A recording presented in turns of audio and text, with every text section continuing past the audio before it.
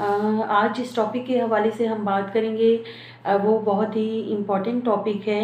और हेल्थ के point of view से हम देखते हैं कि आजकल इसका इंसिडेंस बहुत ज़्यादा, इसका रेशो बढ़ गया है सोसाइटी में। और वो टॉपिक है जनाब हीमोडायलिसिस।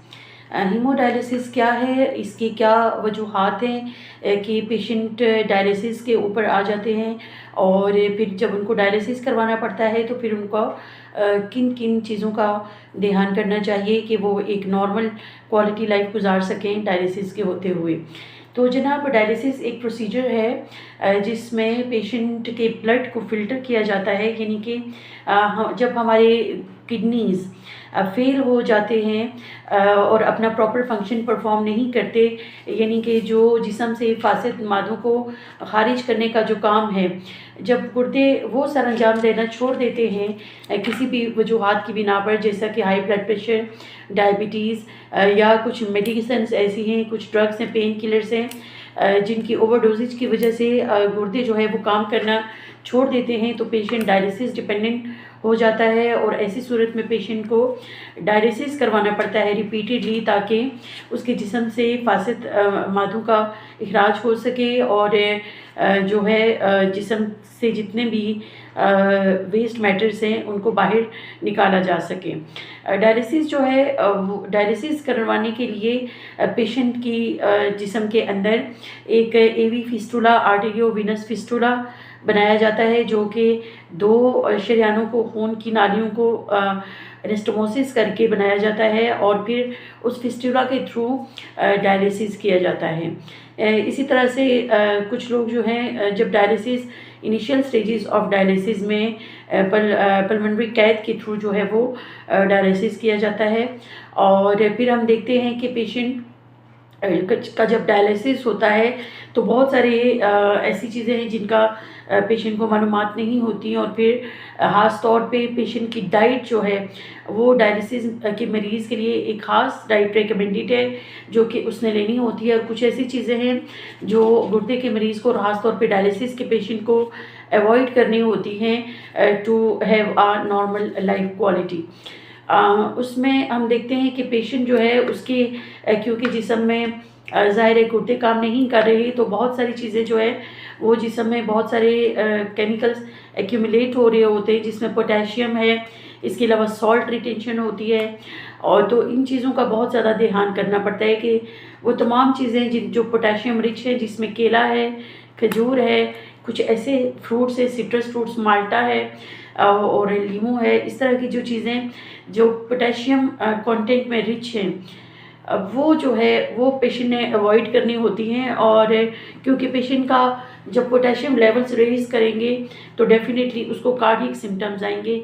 उसके हार्ट बीट के इश्यूज होंगे, उसका कार्डियक जो है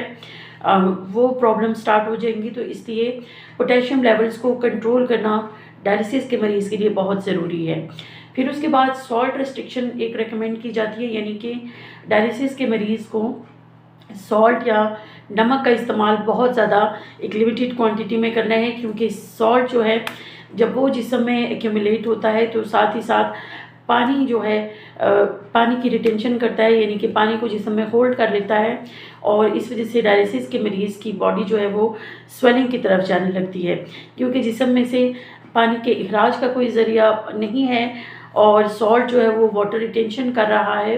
तो ऐसी सूरत में डायलिसिस के मरीज़ को पानी का और सॉल्ट का रिस्ट्रिक्शन जो है वो एडवाइस की जाती है, ताकि डायलिसिस के पेशेंट जो है वो डायलिसिस ऑफ डेज़ में नॉर्मल रह सकें। फिर हम देखते हैं कि डायलिसिस के पेशेंट जो हैं उनके लिए अक्सर सारे तमाम फ्रूट्स जो हैं वो रिकमेंडेबल नहीं है। डायलिसिस के मरीज़ जो हैं वो अमरूद खा सकते हैं, सेब खा सकते हैं, और कुछ फ्रूट्स जो हैं वो स्मॉल क्वांटिटी में ले सकते हैं, लेकिन वो फ्रूट्स जो कि पोटेशियम रिच है या जिनका सॉल्ट कंटेंट बहुत ज़्यादा है, या सिट्रस या खट्टे जो फ्रूट हैं वो पेशेंट नहीं ले सकते। इसी तरह से प्रोटीन जो है वो बहुत ज़्यादा हैवी अमाउंट में डायलिसिस के मरीज़ नहीं ले सकते, लेकिन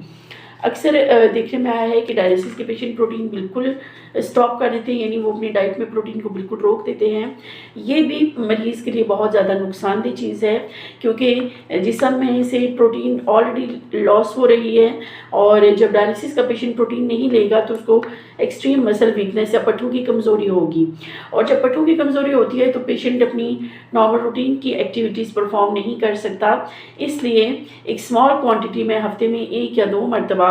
प्रोटीन कंटेंट जो है वो डाइट में शामिल होना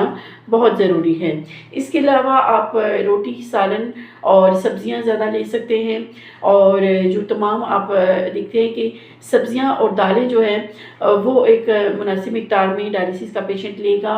और फिर डाइट में अगर आप ध्यान करते हैं तो आप बहुत ज़्यादा हद तक कॉम्प्लिकेशन से बच सकते हैं। और फिर डायलिसिस के पेशेंट के लिए स्वेलिंग एक बहुत कॉमन प्रॉब्लम होती है, जो वाटर रिटेंशन की वजह से होती है। तो पेशेंट का वाटर कंट्रोल या वाटर इंटेक जो है वो अंडर कंट्रोल होना चाहिए, यानी पेशेंट को एक मेजर्ड क्वांटिटी में आपका जो यूरिन आउटपुट है उसके हिसाब से आपने अपना वाटर इंटेक जो है उसको मॉनिटर करना।